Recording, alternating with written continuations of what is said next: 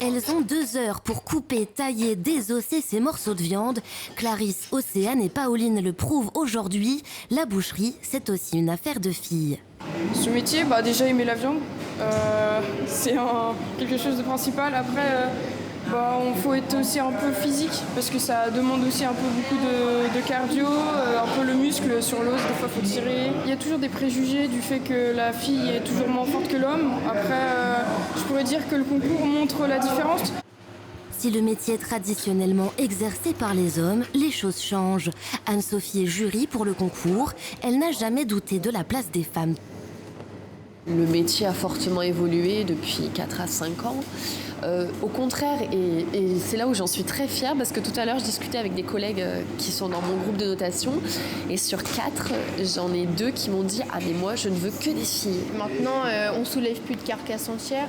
Il y a beaucoup de moyens comme le rail, le treuil, pour qu'on peine de moins. Et je suis pas beaucoup forte, façon de parler, et j'y arrive quand même, donc toutes les filles peuvent y arriver.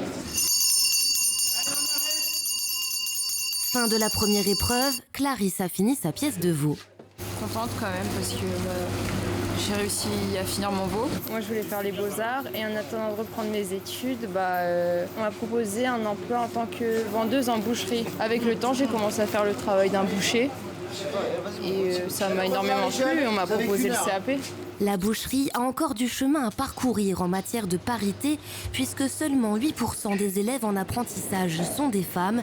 Mais à Barbezieux, elle compte bien décrocher peut-être le titre de meilleure apprentie de France.